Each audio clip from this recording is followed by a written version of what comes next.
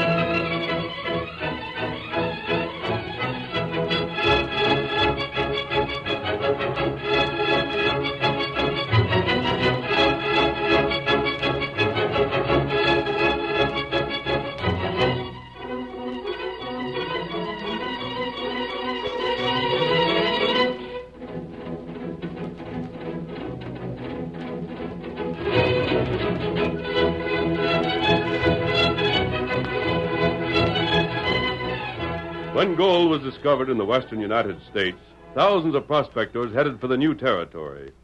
Along with the honest miners came gamblers, confidence men, and criminals. Gun law ruled the boom towns, and it was not until the masked rider of the plains started his great fight for justice that the local sheriffs made any real attempt to preserve law and order. Return with us now to those thrilling days when the West was young. From out of the past come the thundering hoofbeats of the great horse Silver. The Lone Ranger rides again. Come on, Silver! We're heading for Kirkwood! Silver's waiting on the trail ahead! Hi-yo, Silver! Away!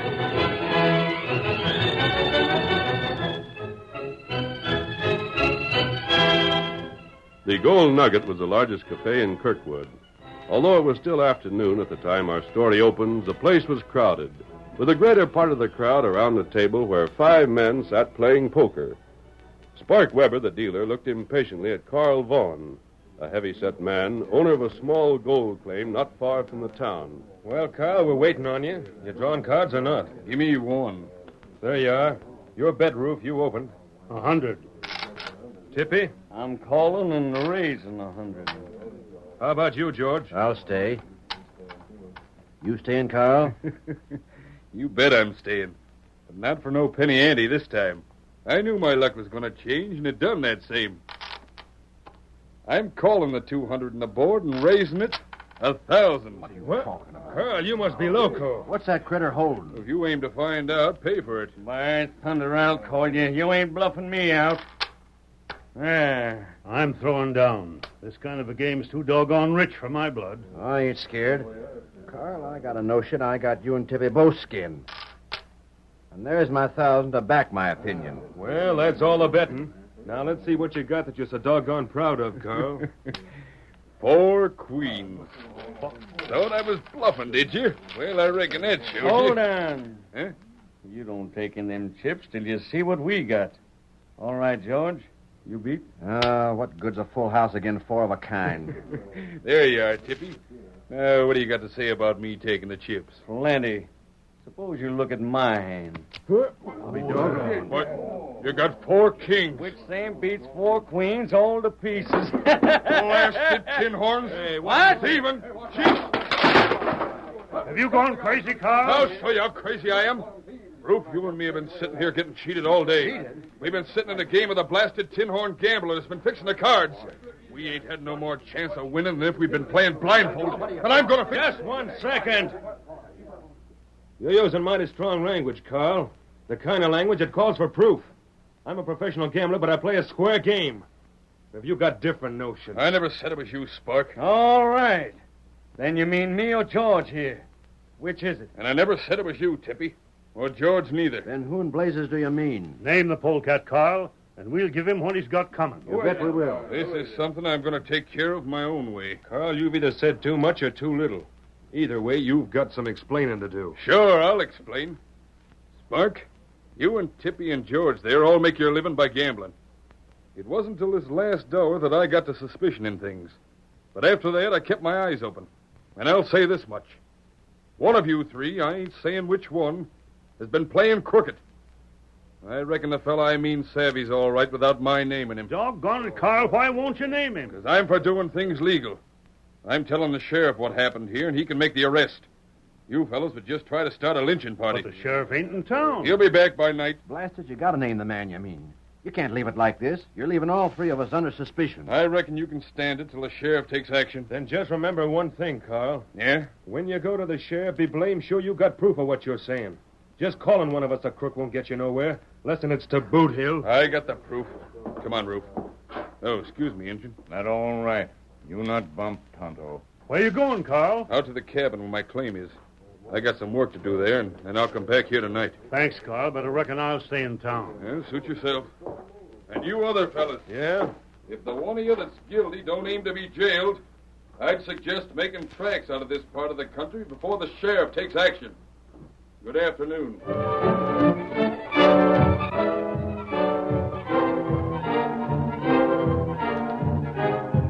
Tonto, leaving town shortly after Carl Vaughn's departure, returned to the well-hidden camp he shared with the Lone Ranger and told his friend of the quarrel in town.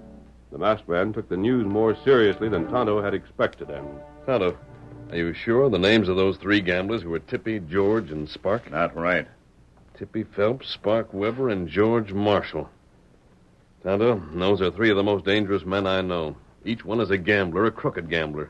Each one has several killings to his credit. Carl Vaughn. Isn't he the man who has that place beyond the cliff trail? Why you ask? I've been wondering if Vaughn realizes how foolish he was. He told those men he was going back to his cabin. Everyone there in the cafe knew that Vaughn was returning alone. Moreover, one of those three gamblers knows that if Vaughn ever gets back to town and places his evidence before the sheriff, he'll be jailed or hung. Not right. And I wouldn't put it beyond any one of them to attempt to keep Vaughn from talking. Tonto, we're riding. What do? We're going to put Carl Vaughn on his guard against any attempt on his life. Here, Silver. Good idea. Here, Scout. Silver and Scout are both heavy horses. It'll be bad business taking them by way of the cliff trail. It's the only way we can get to Vaughn's place. Steady, old fellow. Well, we'll try it, Kimosabe. Come. Get him up, Scout. Come on, Silver.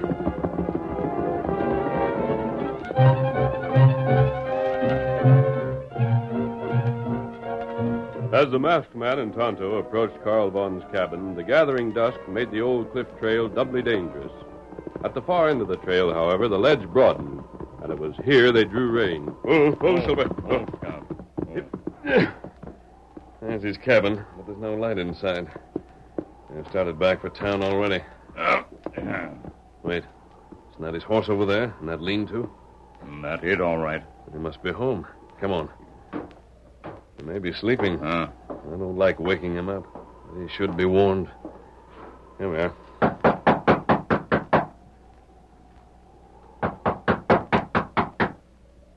Him not hear you.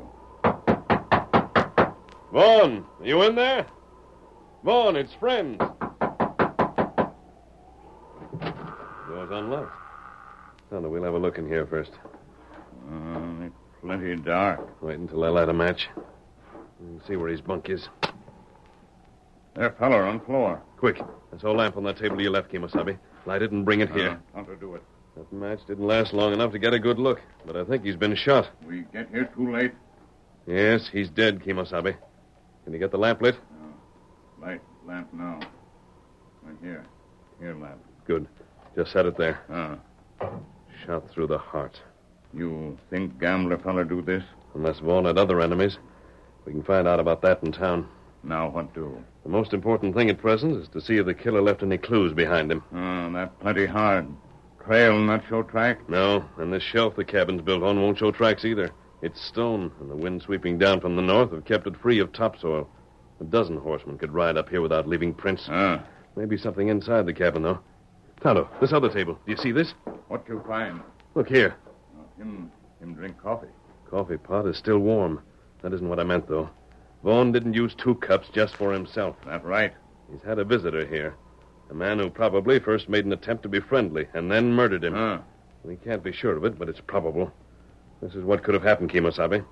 One of those 3 gamblers knew he was guilty, knew that Vaughn was accusing him, although he mentioned no name. Maybe that right. May not be right, but it's reasonable.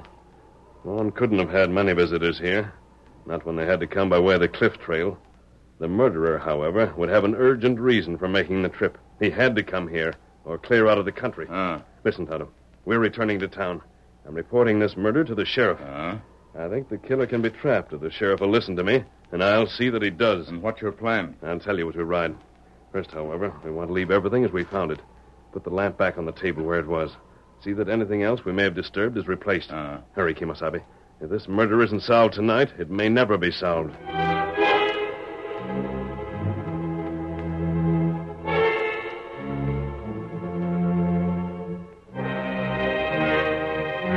When everything had been replaced in Vaughn's cabin to the Lone Ranger's satisfaction, he and Tonto remounted and headed their great horses toward Kirkwood, scarcely more than a half-hour's ride. Avoiding the light thrown up on the main street by the numerous cafes, they approached the sheriff's office from the rear. Then, leaving Tonto on guard outside, the Lone Ranger entered without knocking. What the? Matt! Sheriff Temple? Who are you? What are you doing here? I'm here to report a murder. A what? The murder of Carl Vaughn. No. I just came from his cabin, Sheriff. Look here. You can't just walk in Don't here. go for your gun. I- Helen, you're covered.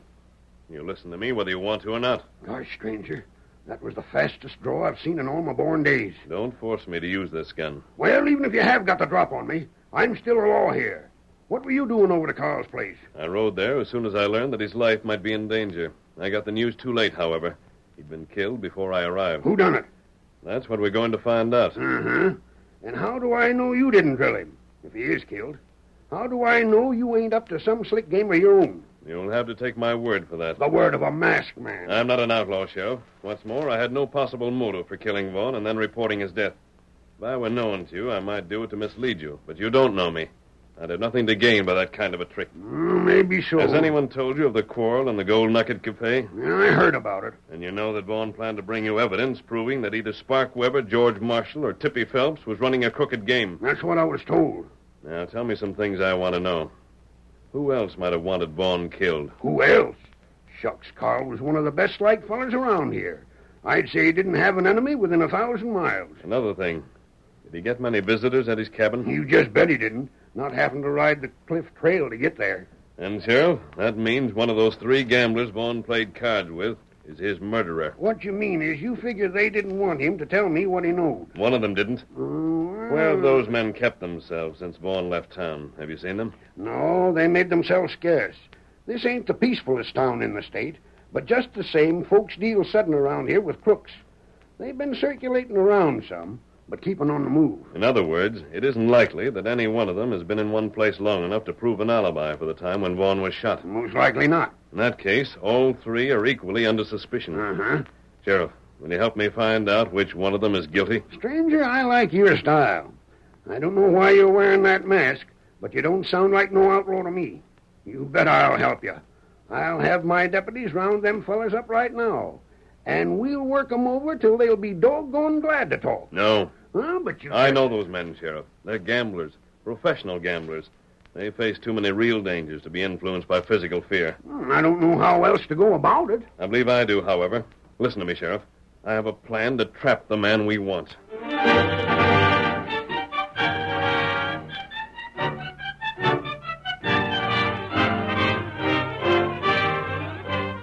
The curtain falls on the first act of our Lone Ranger story.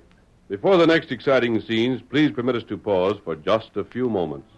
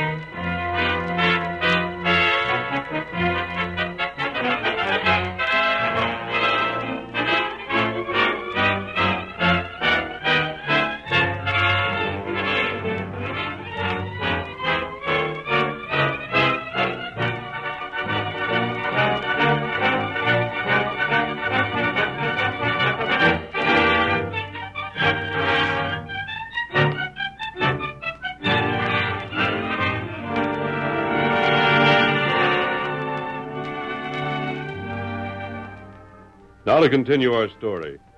The Lone Ranger, having convinced the sheriff that he really desired to bring Carl Vaughn's killer to justice, outlined a plan to which the lawman enthusiastically agreed. At the end of their talk, the Lone Ranger rejoined Tonto, while the sheriff quietly made his way down Kirkwood's main street. Following the masked man's instructions, he told no one of Vaughn's death. Instead, he stopped first in one cafe and then another, until finally he found Tippy Phelps in the cafe known as the Royal Flush. Howdy, Phelps. Huh? Oh, evening, Sheriff. Step over this way, will you, Tippy? I'd like to have a couple of words with you. Now, look here, Sheriff. I ain't done nothing Who wrong. said you had? Why, I thought maybe that... Quit thinking and do like I told you. Sure, Sheriff. Over here where folks can't hear what we're talking about. Sheriff, if it's about that argument in the gold nugget, there wasn't nothing to it. Honest, there wasn't. Carl was just mad about losing his cash and started a fuss. He thought there was something crooked because his luck was bad. What I've got to say concerns, Carl, but it ain't got nothing at all to do with that poker game. No? I just now heard something. Something right interesting. What was that? I'll tell you. But if you open your mouth about it, I'll nail your hide to the jailhouse. Oh, I won't say a word. Honest, I won't. I've been tipped off that Carl's been killed. Killed? Right. But who done it? How'd you find out? When did it happen? I don't know who done it nor when it happened. As to finding out, it's a fact that I don't even know who the feller is that give me the word about it. Then how can you be sure The that... feller was masked. Masked? Uh-huh. He come in my office and sort of hinted that if I rode out to Carl's, I might find out he wasn't living no more.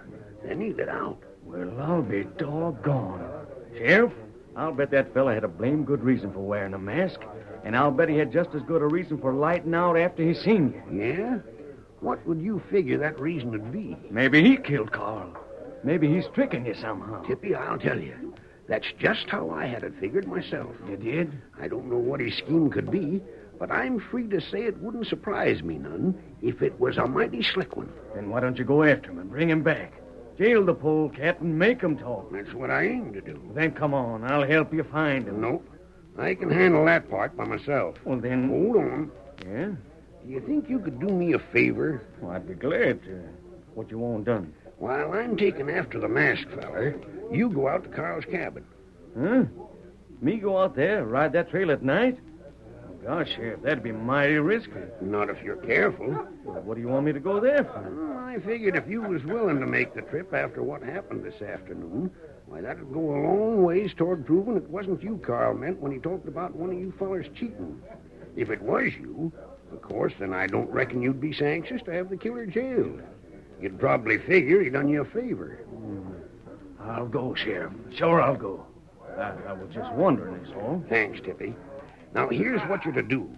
These are orders, and if you don't follow 'em, I'll make you wish you had. Just say what you want, and I'll do it. Go out there and come back again without telling nobody about the killing. Nobody, understand that? I won't. I'll give you my word. Then if you find Carl was killed, don't touch nothing. Just look things over good so you can tell me about it. I'll want to have a look for myself later on without nothing having been moved around. I savvy, Sheriff. And if you do make tracks, get there as fast as you can and come back pronto. I'll be waiting for you at my office. Right. On your way, then. Get.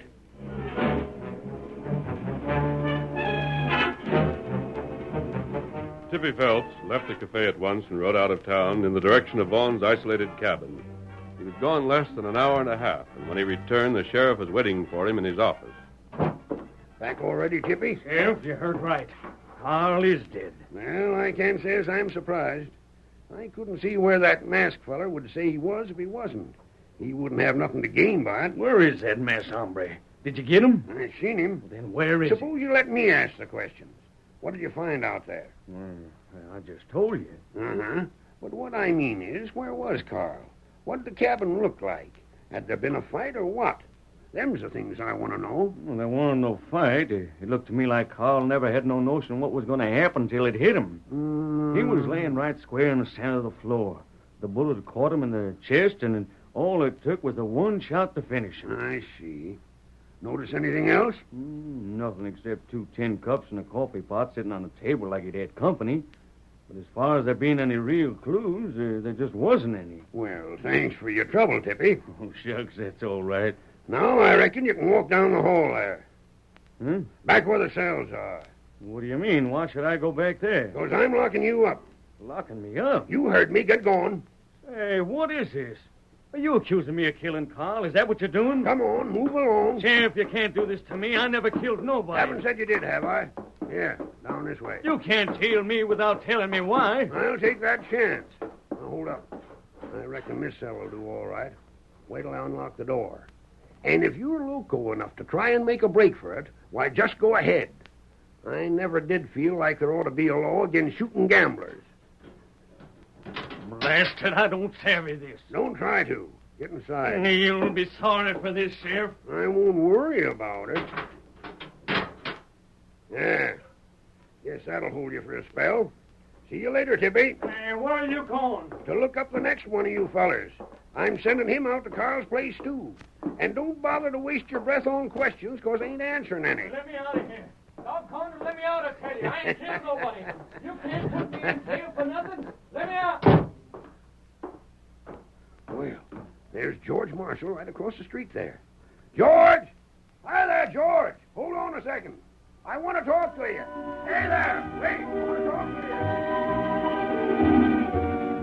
to you. The sheriff, using the same pretext that had sent Tippy Phelps to Carl Vaughn's cabin, sent George Marshall, the second gambler, on the same errand.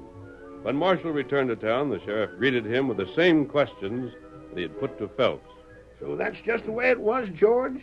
Carl laying there in the middle of the floor and a bullet in his chest? That's right, Sheriff. Then, there being nothing else to ask you, you might just as well go on back and join a friend of yours in there. Go back where? To the cells? Ain't nothing else back there that I know of. What in the world do you want me to... Gamblers are the stubbornest fellers. I never seen such fellers to argue. You aim to lock me up? George, a lawman ain't supposed to play favorites. I locked Tippy up, so I figure I'd better do the same for you. Now keep your lip buttoned and remember, I'm the law.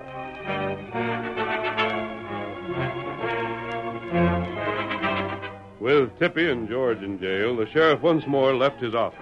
Spark Weber proved more difficult to find than his companions. But at last he too was located and given his instructions. This time, however, when Spark had answered the sheriff's questions upon returning, he was not put into a cell. Instead, the sheriff walked toward the outer door and... Is there anything more you want me for, Sheriff? You just sit where you are, Spark. All right, stranger, everything's ready. Done, Tonto. You can bring the others out of their cell, Sheriff. Sure, just close the door, will you? Sheriff, that must be the masked fellow you was telling me about. That's him, all right, Spark. But you'll have to excuse me for a couple of minutes. I got a surprise for you, too. Say, what's going on here? The sheriff told me he was looking for you on a charge of murder.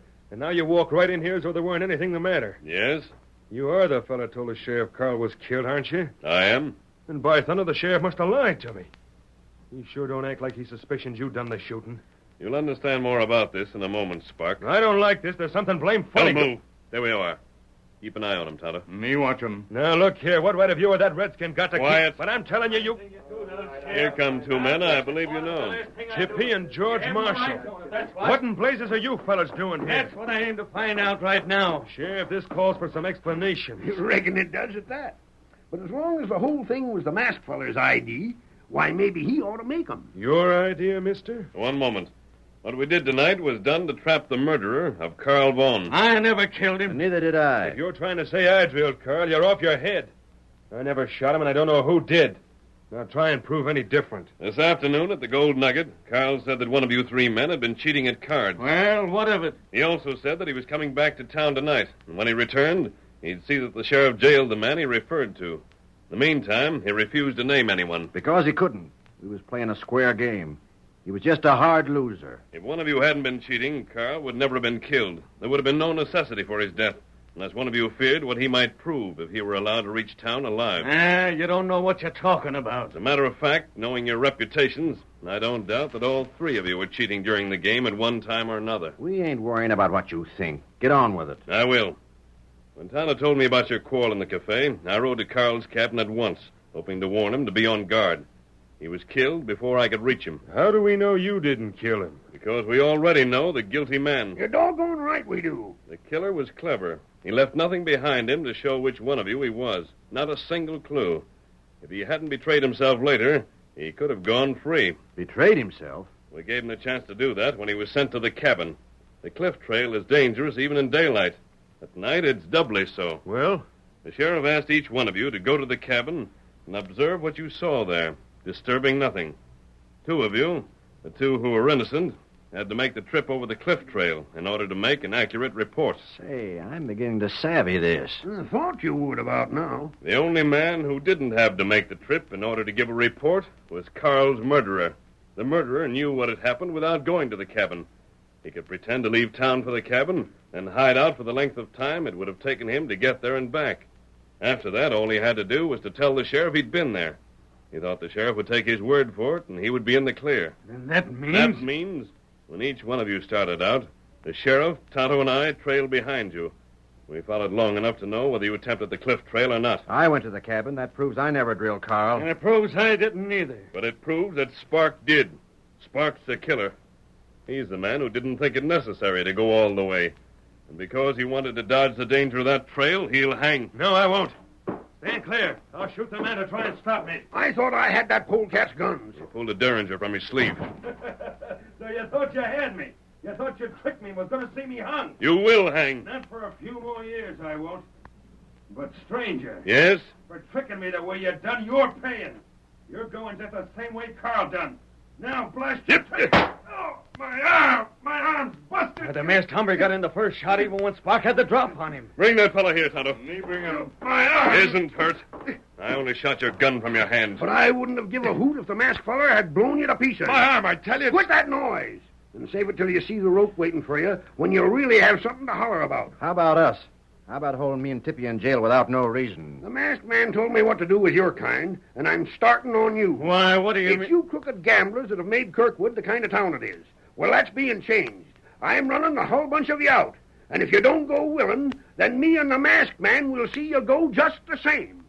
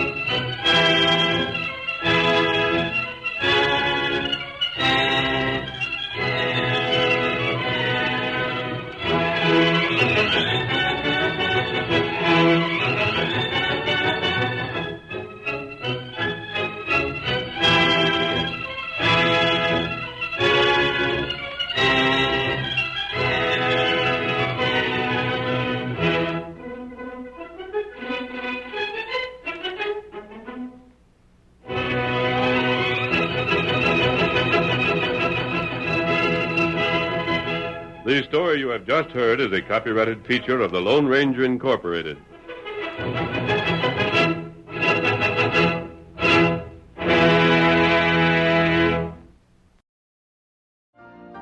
You've been listening to the OTR Gold Network.